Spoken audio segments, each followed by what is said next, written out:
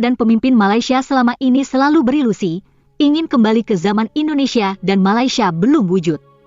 Ilusi itu disampaikan misalnya, ketika Malaysia ingin memelayukan bahasa Indonesia. Malaysia ingin kembali ke zaman lingua franca. Argumen seperti itu justru bisa menjadi bumerang. Sebab, masa lalu pun menjadi pondasi berdirinya Indonesia.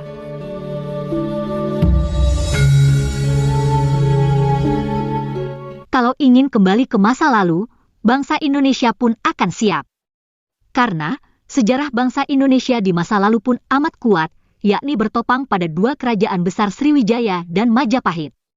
Malah, sejarah itu pula yang merasuki cara berpikir para pendiri negara Indonesia, terutama Muhammad Yamin.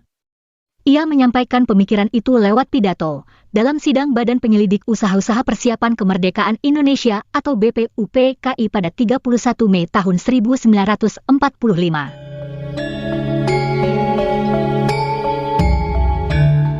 Saat itu Yamin menguraikan dasar negara Indonesia yang ia usulkan. Dalam membahas mengenai kebangsaan, Yamin menyebut Kerajaan Sriwijaya merupakan negara Indonesia pertama. Adapun Majapahit merupakan negara Indonesia kedua. Nah, negara Republik sekarang, bagi Yamin merupakan negara Indonesia ketiga. Intinya, ia mau menunjukkan bahwa bangsa Indonesia memiliki perjalanan yang panjang dan berkelanjutan. Berikut ini adalah cuplikan dari pidato Yamin.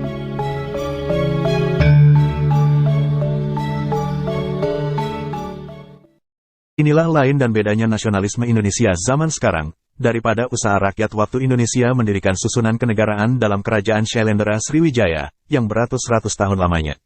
Di sanalah bedanya usaha kita sekarang, daripada rakyat Indonesia waktu mendirikan negara Indonesia kedua, seperti terbentuk dalam kerajaan Majapahit. Negara Indonesia pertama dibentuk dan dijunjung oleh rakyat keturunan yang memakai dasar kedatuan, yang selaras dengan kepercayaan purbakala dan agama Buddha Mahayana. Indonesia kedua disusun atas faham keperabuan, dan bersandar kepada paduan agama Siwa dan Buddha, menjadi agama Tantrajana. Negara Indonesia ketiga yang segera akan datang, adalah pula negara kebangsaan dan berketuhanan.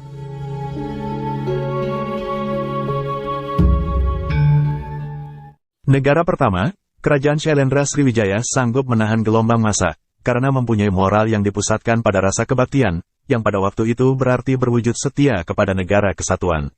Sriwijaya memang runtuh, tapi kesetiaan kepada rumah tangga, kesetiaan kepada persekutuan desa dan daerah, kesetiaan kepada bangsa dan tanah air adalah sifat utama orang Indonesia.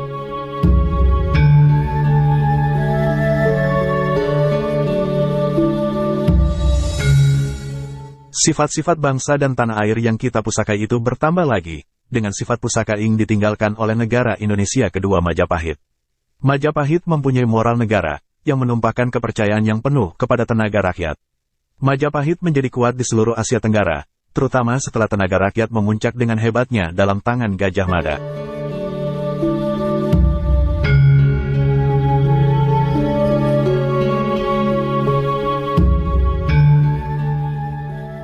Ketiga sifat di atas, yakni setia negara, yakin akan tenaga rakyat dan ingin merdeka, adalah kelahiran moral negara ketiga.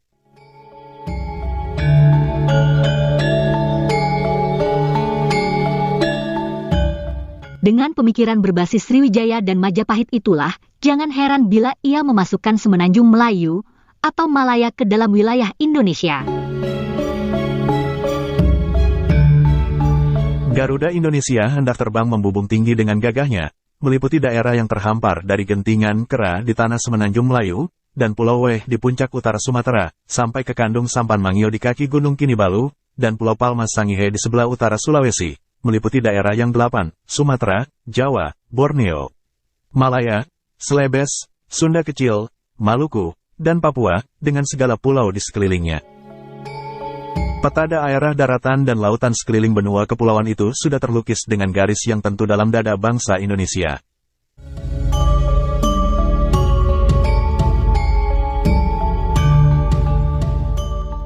Selanjutnya, ada video menarik mengenai sumbangan Yamin. Terlepas dari segala kontroversinya, Yamin memiliki banyak pemikiran dan sumbangan dalam mendirikan negara Indonesia. Yaminlah yang memberi makna garis depan atas apa yang terpampang dalam simbol-simbol negara kita yang kita kenal hari ini, kita warisi. Misalnya bendera merah putih. Yamin menulis buku, judulnya gagah benar ya, 6.000 tahun Sangsaka Merah Putih. Gila betul kan. 6 milenium. Dari sini saja bab 15 UUD 45 tentang bendera dan bahasa, pasal 35, bendera negara Indonesia adalah Sangsaka Merah Putih. Menurut saya sepenuhnya adalah pasal Yamin. Dialah satu-satunya sosok yang paling getol membicarakan ini. Ada yang bilang tokoh persatuan kita adalah Soekarno. Oh, bukan. Tokoh dan ikon persatuan adalah Gajah Mada. Itu kata Yamin. Yamin satu-satunya cendekiawan di masa revolusi yang mempopulerkan dan menerbitkan pembuat awal ya buku Gajah Mada di era yang ia sebut sendiri sebagai ya tadi negara kesatuan periode ketiga. Jadi Indonesia hari ini negara kesatuan ketiga gitu. Dalam buku itu Yamin bahkan menyejajarkan Gajah Mada itu seperti tokoh Machiavelli. Dalam geopolitik misalnya Yamin jajar gitu. Gajah Mada itu sejajar seperti Otto Bismarck dari Jerman. Bahkan kata dia Gajah Mada itu lebih kompleks dari Bismarck. Spektrum pikiran politik negara kesatuan Gajah Mada itu membentang di antara daratan dan lautan. Beda sama Bismarck, hanya benua Eropa dan itu daratan semuanya. Dalam bahasa Yamin itu makan minumnya, bangun tidurnya, Gajah Mada itu hanya memikirkan politik persatuan. Kebayangkan itu kata-kata itu ya. Dari sini saja teman-teman semua, saudara-saudara sekalian, maka selayaknya lah UGM itu, Universitas Gajah Mada di Yogyakarta itu berterima kasih kepada Yamin. Jadi buku Gajah Madanya Yamin itu terbit 48. Sementara UGM didirikan 49.